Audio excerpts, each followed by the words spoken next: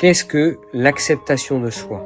Eh bien, l'acceptation de soi, c'est quand on cesse de s'auto-flageller, de s'auto-saboter, c'est qu'on accepte nos défauts, parce qu'on en a tous, nos qualités, parce qu'on a tous des névroses, et on a tous aussi des atouts, des avantages, des qualités humaines, on a tous des valeurs. Eh bien, c'est ça l'acceptation de soi, c'est se prendre dans son intégralité pour pouvoir accepter le fait qu'on est une personne unique et différente. Nous sommes tous uniques et différents. Parfois, nous sommes comme ensevelis par nos pensées. C'est comme une avalanche de pensées. Alors, comment faire? Eh bien, revenez à un état de présence, à un état de confiance, à un état de conscience. Revenez au présent. C'est un état de présence. Revenez à ce que vous voyez, à ce que vous touchez, à ce que vous respirez, à ce que vous inhalez, à ce que vous sentez, à ce que vous entendez. Revenez dans le présent, uniquement l'instant présent. Revenez à un état de présence. Le bon moment n'existe pas. C'est à nous de le stimuler, c'est à nous de prendre l'initiative de déclencher quelque chose et de sortir de notre zone de confort. C'est important de sortir de notre zone de confort, d'aller vers l'inconnu. Le mental a peur de l'inconnu.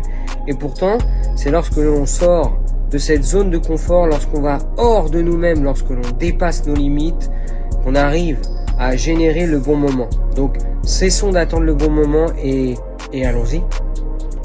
Voilà, ça s'appelle le lâcher prise. Plus rien n'a d'importance que ce moment. Vous voyez, les chats, les animaux sont des exemples, sont des maîtres en la matière. Il est centré sur l'instant présent. Il n'y a plus que ça qui l'intéresse. Des câlins, de l'amour, l'instant présent. Et voilà, et ça suffit à le rendre heureux. C'est un exemple parfait de lâcher prise. Voilà. L'échec n'existe pas. C'est une vue de l'esprit, c'est une étiquette que pose le mental sur ce qu'il s'est passé. Après, moi je comprends pas que ce mot existe dans le dictionnaire.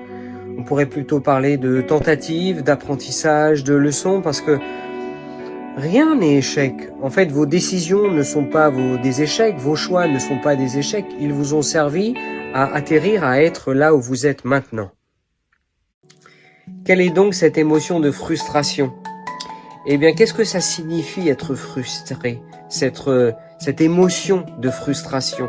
Ça signifie que nous avons besoin de nous concentrer, de travailler, de focusser sur la patience. C'est important la patience. La patience, c'est pas attendre bêtement.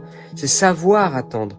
Savoir attendre que tout a un but et puis que le moment n'est pas forcément le bon moment ou qu'il faut savoir être plus patient.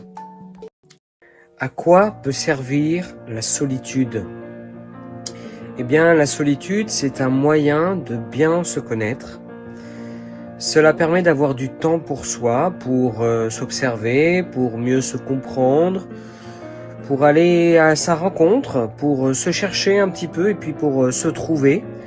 La solitude permet une meilleure connaissance de soi, permet un approfondissement de soi. Pensez à hiérarchiser vos priorités.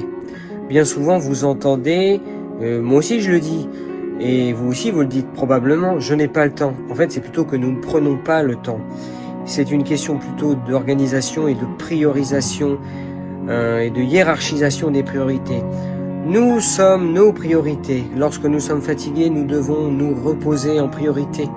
Lorsque nous avons mal dormi, nous devons favoriser notre sommeil. Hiérarchiser vos priorités.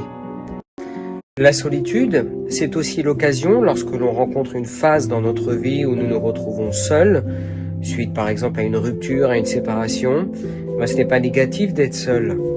Parce que la solitude, ça permet de se recentrer sur soi, de construire des projets, d'avoir du temps pour soi, de s'amuser, de sortir, d'écouter ses besoins et d'écouter aussi ses passions, de mener ses passions.